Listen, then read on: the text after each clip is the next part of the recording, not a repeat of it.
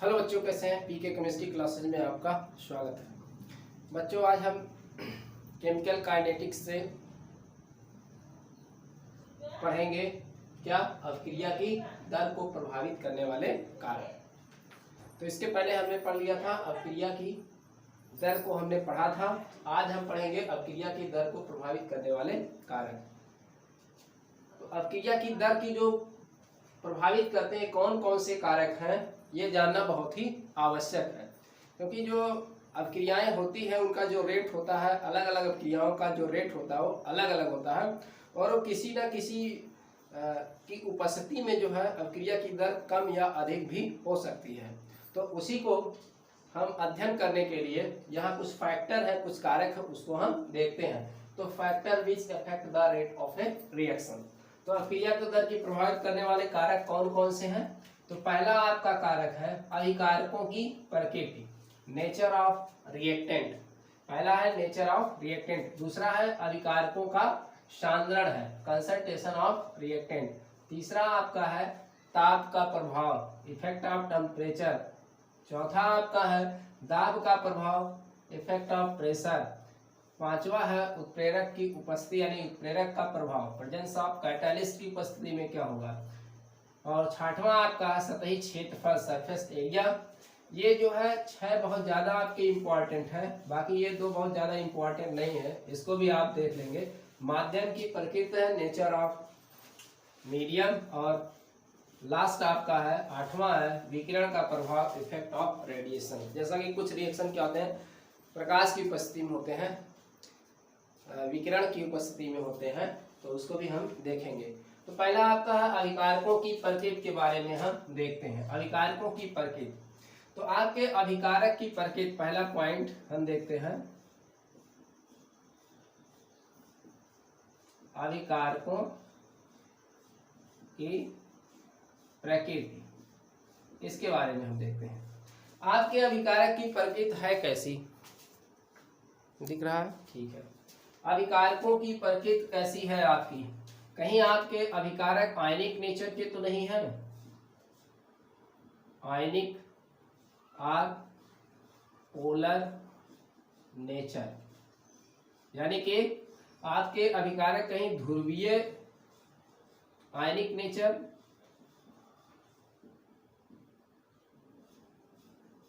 या फिर कह सकते हैं ध्रुवीय प्रकृति।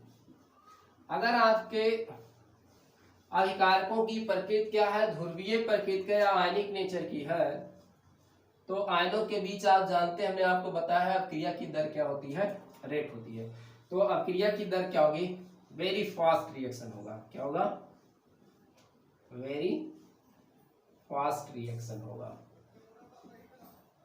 अभिक्रिया बहुत तेजी से होगा और इसका रेट भी क्या होगा, अधिक होगा। रेट भी क्या होगा, अधिक होगा। नोट में आप लिखेंगे इसको।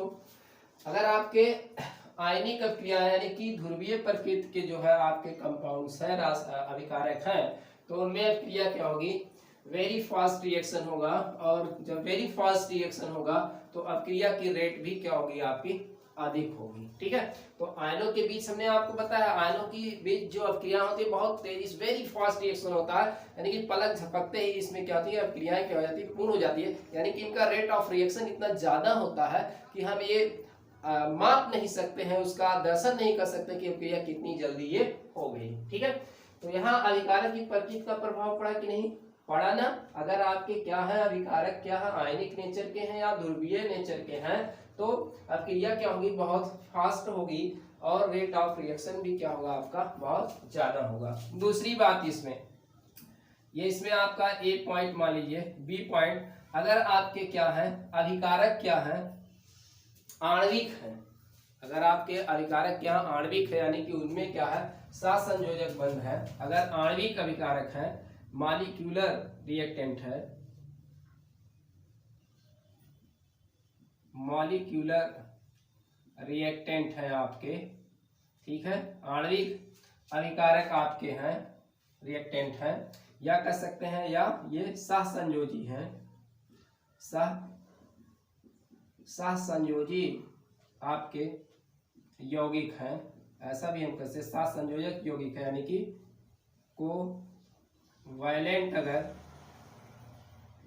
कंपाउंड है तो इनकी जानते हैं आणविक जो यौगिक होते हैं इनकी जो अभिक्रियाएं होती हैं क्या होती हैं, स्लो होती हैं या वेरी स्लो होती हैं। ये क्या होती हैं, स्लो हो सकती हैं और जो है वेरी स्लो हो सकती हैं।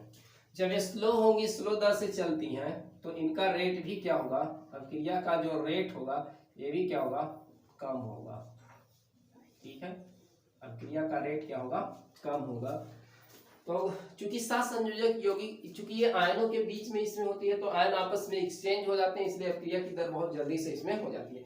बट इसमें जो सात संयोजक यौगिक होते हैं, सात संयोजक यौगिक में जो सात संयोजक बंध होते हैं, अब ये बंध क्या होते हैं, जो पुराने बंध होते हैं तो पुराने बंध टूटते हैं तो फिर नए बंध बनते हैं, फिर इनका अरेंजमेंट होता है और इनमें ऊर्जा, फिर कैसे ऊर्जा का ये अपना व्यवस्था करते हैं, ऊर्जा की व्यवस्था होती है इसमें, या आपको ताप देनी पड़ती है, इतना सब इसमें प्रोसेस होती है, इतनी सब प्रक्रियाएं होती हैं इसमें, इसलिए अभिक्रिया क्या होती है, बहुत स्लो गति से चलती हैं या वेरी स्लो चलती हैं। ठीक है, तो यानी कि बहुत, या तो क्या होगी, वेरी स्लो चल सकती हैं या क्या हो सकती है, मंद गति से चलती हैं। तो भाई जब ये मंद गति से चलेंगी या स्लो, वेरी स्लो चलेंगी तो रेट ऑफ रिएक्शन इनका क्या होगा, बहुत ही स्लो होगा। ठीक है, तो ये जो है आज का क्या हुआ, अभिकारक की प्रकृति पर ये बात जो है यहाँ पर डिपेंड किया। ठीक है, अभिकारक की प्रकृति कैसी है, आयनिक है कि पोलर है कि आपका मॉलिक्यूलर है या कोवैलेंट यौगिक है, आपके साथ संयोजक यौगिक है, इस बात पर ये डिपेंड करती है। ठीक है, तो यहाँ क्रिया के रेट ऑफ रिएक्शन का इफेक्ट पड़ता है, तो ये बात आपको क्या होगा, समझ में आया होगा।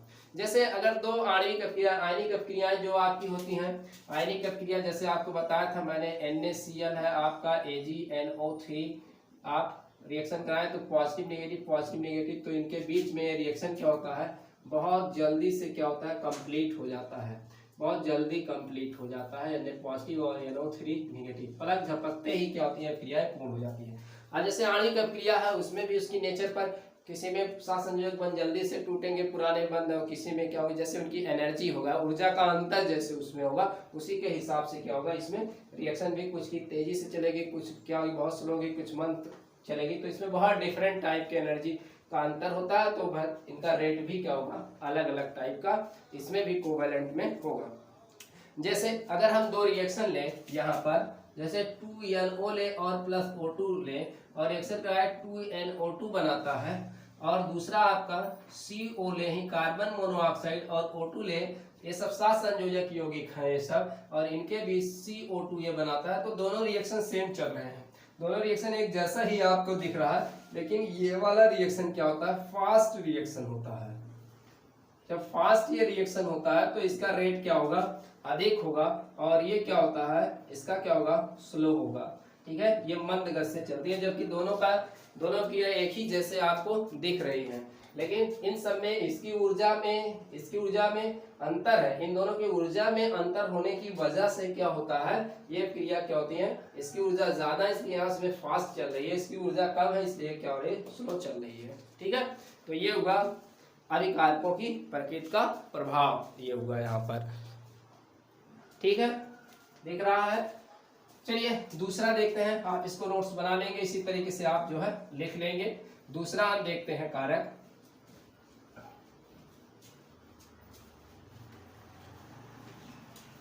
दूसरा आपका कारक है इसमें क्या, अभिकारकों का सांद्रण, क्या है, अभिकारकों का सांद्रण देखते हैं। ठीक है, अभिकारकों का सांद्रण जो होता है, आप जानते हैं, हमने आपको बताया पीछे, जो रेट होता है, अभिक्रिया की जो दर होती है, अभिकारक के क्या होता है, ये सांद्रण के क्या होता है। मान लीजिए कि कोई ये रिएक्टेंट है, प्रोडक्ट बना रहा है, तो आपको मैंने बताया कि ये जो है अभिकारक है ए, तो अभिकारक जो होता है, अभिक्रिया की जो दर होती है अभिकारक के सांद्रण के क्या होती है, समानुपाती होती है। ठीक है, ये बताया था अभिकारकों का सांद्रण। तो अगर अभिकारक का सांद्रण क्या है, अगर ये सांद्रण क्या हो रहा है, इसका सांद्रण अगर इसका बढ़ रहा है, सांद्रण बढ़ रहा है, तो अभिक्रिया की दर भी क्या होगी, बढ़ जाएगी, तो ये भी क्या होगी, बढ़ जाएगी। ठीक है। अगर सांद्रण आप 2 गुना करते हैं तो अभिक्रिया का रेट भी क्या होगा, 2 गुना बढ़ जाएगा। अब कार्य का सांद्रण 3 गुना करते हैं, अभिक्रिया का सांद्रण भी क्या होगा, 3 गुना हो जाएगा। अब क्रिया का सांद्रण आधा करते हैं तो रेट रिएक्शन भी क्या हो जाएगा, आधा हो जाएगा। अब क्रिया का रेट 2/3 करते हैं तो रेट भी क्या हो जाएगा, 2/3 हो जाएगा। समझ रहे हैं कि नहीं बात, क्योंकि ये रेट जो होता है अभिकारकों के सांद्रण के क्या होता है, समानुपाती होता है। क्रिया का अगर यानी कि अभिकारकों का आप क्या करेंगे, अगर सांद्रण बढ़ाते हैं तो आप इसको खुद नोट्स बनाएंगे, लिखेंगे, जैसा कि हम बता रहे हैं। अभिकार रेट क्या होता है, अभिकारक के सांद्रण के समानुपाती होता है। अगर अभिकारक का आप सांद्रण बढ़ाएंगे तो अभिक्रिया की दर भी क्या होगी, बढ़ेगी। अभिक्रिया की दर क्या होगी, बढ़ेगी। अगर घटाएंगे तो अभिक्रिया का दर भी क्या होगा, आपका घटने वाला है, ठीक है, घटेगा। तो जितना आप अभिकारक लेते जाएंगे, सांद्रण बढ़ाते जाएंगे, क्योंकि झाना जब बढ़ाते जाएंगे तो उसमें अणुओं की संख्या क्या हो जाएगी, बढ़ती जाएगी, और उनके बीच क्या होगा, टक्कर ज्यादा होगा। उनके बीच आपस में टकराएंगे ज्यादा, जिससे वहाँ एनर्जी प्रोड्यूस होगी, और एनर्जी प्रोड्यूस अभिक्रिया की दर क्या हो जाएगी, बढ़ जाएगी। क्योंकि अभिक्रिया की दर होने के लिए एनर्जी आवश्यक है, तो बिना एनर्जी के कोई भी चीज काम तो करता नहीं है, तो इनको भी एनर्जी चाहिए। तो आपस में जितने मॉलिक्यूल्स आपस में टकराएंगे, वैसे ही क्या होगी, इनकी अभिक्रिया की दर भी क्या होगी, अधिक होगी, ठीक है। तो अभिकारकों का सांद्रण बढ़ाए जाने पर अभिक्रिया की दर क्या होती है, बढ़ती है। इसको आपको याद होना चाहिए। चलिए, अभिकारकों का सांद्रण। तीसरा पॉइंट हम देखते हैं। तीसरा क्या है आपका, सांद्रण का प्रभाव, ताप है आपका। तीसरा क्या है, ताप। तो ताप का प्रभाव क्या पड़ता है, यहाँ पर ताप का प्रभाव क्या होता है, देखिए, ताप बढ़ाने पर अभिक्रिया का वेग क्या होता है, बढ़ता है, ठीक है। तो दर जो होती है, अभिक्रिया की जो दर होती है, रेट होती है, ये भी क्या होती है, ताप के क्या होती है, समानुपाती होती है, ताप के समानुपाती। लेकिन ताप बढ़ाने पर क्या होगा, अभिक्रिया की दर क्या होगी, बढ़ेगी। और अक्सर ये देखा गया, अधिकांश समांग अभिक्रियाओं में देखा गया है, समांगी जो अभिक्रियाएं, अधिकांश जो है समांगी अभिक्रियाओं में देखा गया कि ताप बढ़ाने पर क्या होता है, 10 डिग्री सेल्सियस के अंतराल पर अगर आप ताप क्या करते हैं, बढ़ाते हैं, ताप अगर क्या करते हैं, आप बढ़ाते हैं, समांगी अभिक्रियाओं में 10 डिग्री सेल्सियस अंतराल पर क्या करते हैं, अगर आप क्या करते हैं, ताप बढ़ाते हैं, तो अभिक्रिया का वेग कितना हो जाता है, 2 गुना हो जाता है। कितना होता है, बढ़ाते हैं तो अभिक्रिया का वेग 2 गुना हो जाता है। अभिक्रिया का वेग कितना हो जाता है, 2 गुना हो जाता है। अभिक्रिया का वेग 2 गुना, या किसी में 3 गुना, या किसी में 2.5 गुना, 3 गुना, इस तरीके से हो जाता है। देखा गया है बहुत सी अभिक्रियाओं में। तो सामान्यतः जो देखा गया कि वो 2 गुना बढ़ती है। इसके अलावा 2 गुना, 2.5 गुना, 3 गुना कुछ भी हो सकती है। यहाँ अभिक्रिया के वेग 2 गुना किया है, 2 गुने से कम भी हो सकती है। ये बात आपको डिटेल आगे बताया जाएगा, आप आगे समझेंगे। अभी बहरहाल इतना सही है, ताप बढ़ाने पर अभिक्रिया का वेग क्या होता है, बढ़ता है। क्यों, क्योंकि ताप जब आप बढ़ाएंगे तो अभिकारक के अणु की ऊर्जा बढ़ेगी, उसकी गतिज ऊर्जा बढ़ेगी। जब उसकी गतिज ऊर्जा बढ़ेगी तो आपस में क्या होंगे, टकराएंगे एक दूसरे से। जब तक ये टक्कर नहीं होती है अभिकारक अणु में, प्रभावी टक्कर जब तक होती नहीं है, तब तक ले अभिकारक जो है उत्पाद नहीं बनाएंगे। तो टक्कर होना उनमें आवश्यक है, क्योंकि जब आप ताप बढ़ाएंगे तो अणुओं की गतिज ऊर्जा बढ़ जाएगी, जिससे आपस में वो बहुत ज्यादा अधिक संख्या में टकराएंगे, और उसमें प्रभावी टक्कर भी बहुत ज्यादा होंगे। तो अभिक्रिया, तो क्या हुआ, यहाँ ताप बढ़ाने पर अभिक्रिया की दर क्या होती है, बढ़ती है। अगर ताप घटाएंगे तो अभिक्रिया की दर क्या होगी, घटती है, ठीक है। तो ये रहा आपके ताप का प्रभाव रहा, समझ गए होंगे ताप का प्रभाव।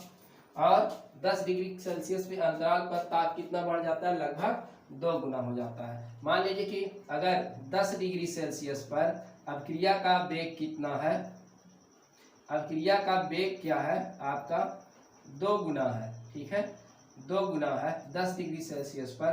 तो 20 डिग्री सेल्सियस पर कितना हो जाएगा, 2 का 2, यानी कि ये 4 गुना हो जाएगा, ठीक है।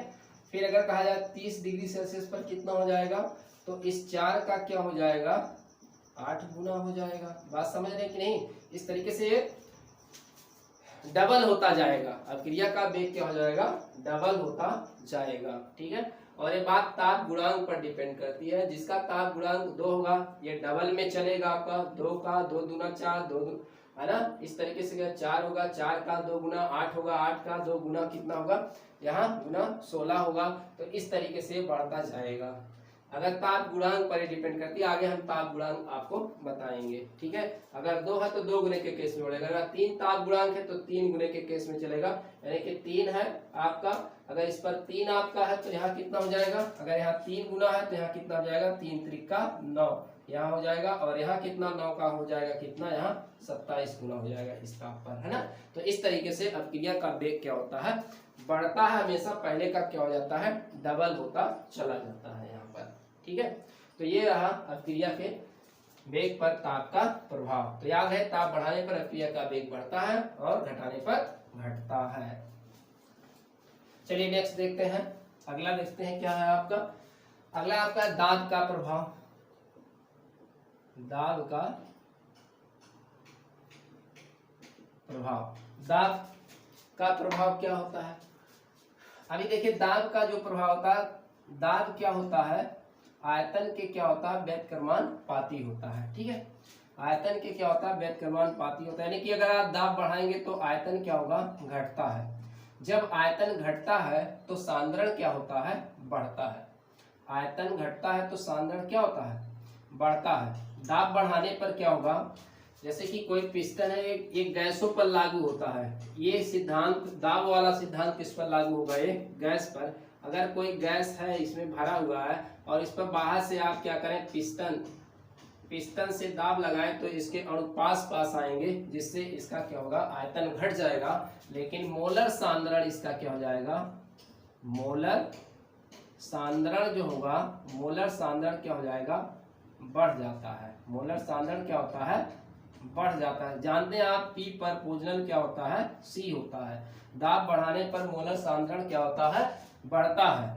ठीक है, जिससे अभिक्रिया की दर भी क्या हो जाएगी, आपकी बढ़ जाएगी। तो याद रहे, दाब का प्रभाव क्या होता है, दाब बढ़ाने पर क्या होता है, गैसों का आयतन क्या होता है, दाब बढ़ाने पर गैसों का आयतन आपका घटता है। जब गैसों का आयतन घटता है तो उसका मोलर सांद्रण क्या होता है, आपका बढ़ता है। दाब बढ़ाने पर मोलर सांद्रण क्या होता है, बढ़ता है। चाहे M लिखिए या फिर C, मोलर सांद्रण। ठीक है, जो मोलर सांद्रण है या मोलरता कह सकते हैं, ये क्या होती है, बढ़ती है यहाँ पर, जिससे अभिक्रिया की दर भी क्या हो जाती है, बढ़ जाती है। ठीक है, याद रहेगा, दाब का प्रभाव, दाब बढ़ने पर आयतन घटता है, आयतन घटने पर अणु पास आते चले जाते हैं एकदम, जिससे इनका क्या हो जाता है, मोलर सांद्रण बढ़ जाता है। मोलर सांद्रण बढ़ने पर अभिक्रिया का दर भी क्या हो जाता है, बढ़ जाता है। क्योंकि आपको बताया यहाँ, सांद्रण बढ़ने पर अभिक्रिया की दर क्या होती है, बढ़ती है, और सांद्रण घटने पर अभिक्रिया की दर क्या होती है, घटती है। ठीक है, ओके।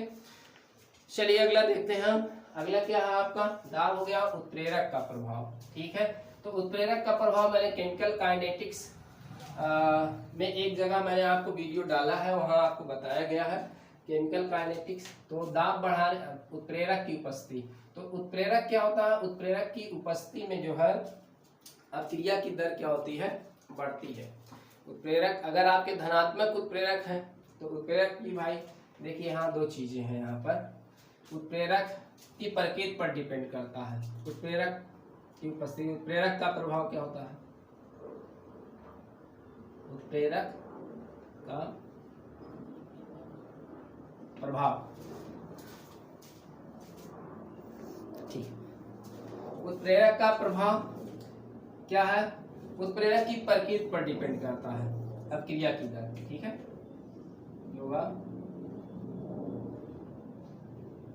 अभिक्रिया की दर उत्प्रेरक की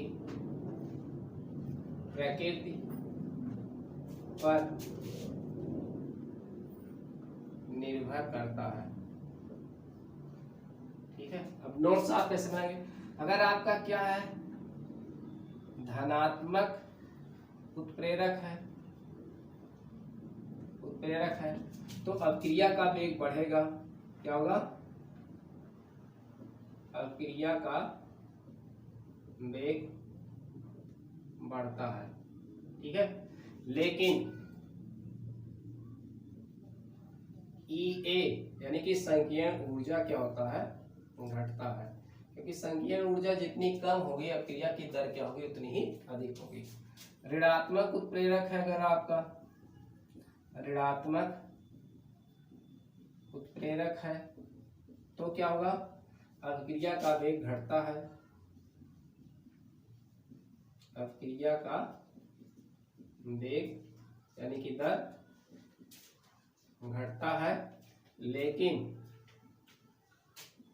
E क्या होता है, बढ़ता है, यानी कि संकीर्ण ऊर्जा क्या हो जाता है, बढ़ता है। हमने आपको बताया है, एक वीडियो डाला है, वहां पर देखेंगे उत्प्रेरक का अभिक्रिया की दर का प्रभाव का, आपको यहाँ एक वीडियो पड़ा हुआ है तो आप देखेंगे उसको।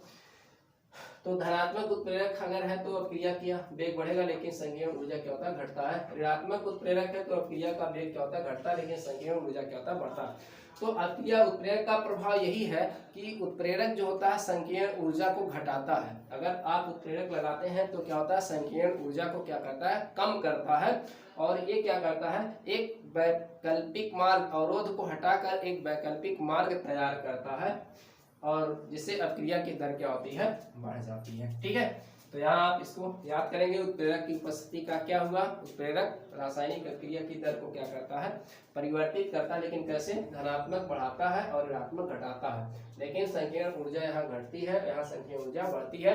तो संकीर्ण ऊर्जा घटे अच्छा है, संकीर्ण ऊर्जा जितनी घटे उतना अच्छा है। तो एक्टिवेशन एनर्जी जो होती है कम हो जाएगी, एक्टिवेशन एनर्जी क्या होगी, कम होगी, जितनी अभिक्रिया की दर क्या होगी उतनी ज्यादा होगी। एक्टिवेशन एनर्जी कम होने पर अभिक्रिया की दर क्या होगी, उतनी ही ज्यादा होगी। ठीक है, अगला देखते हैं, अगला प्रभाव देखते हैं, सतही क्षेत्रफल का प्रभाव। सतही क्षेत्रफल, सतही क्षेत्रफल जो होता है, जो अभिक्रिया की दर होती है इसके समानुपाती होता है, अभिक्रिया की दर, यानी कि सतही क्षेत्रफल जितना आप बढ़ाएंगे अभिक्रिया की दर क्या होगी, उतनी ही अधिक होगी। सतही क्षेत्रफल जितना आप कम करेंगे अभिक्रिया की दर क्या होगी, उतनी ही कम होगी। ठीक है, जैसे मान लीजिए कोई सतह इतना है तो इस पर अभिक्रिया, इसकी सतह पर अभिक्रिया, सतही क्षेत्रफल ज्यादा तो इसका अभिक्रिया ज्यादा हो सकती है।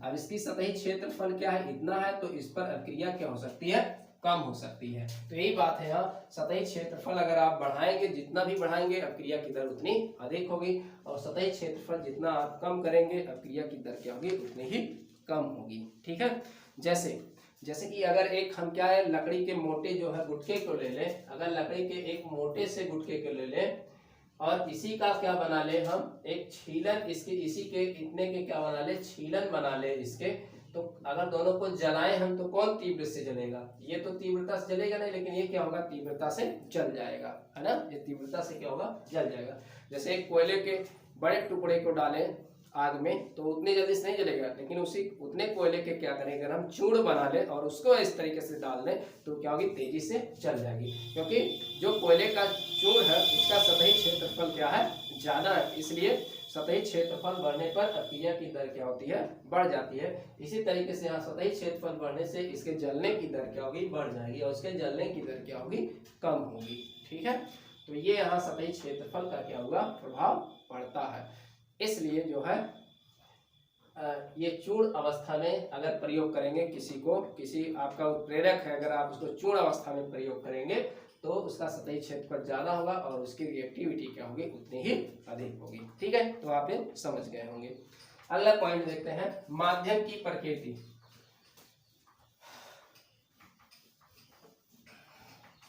माध्यम की प्रकृति क्या है,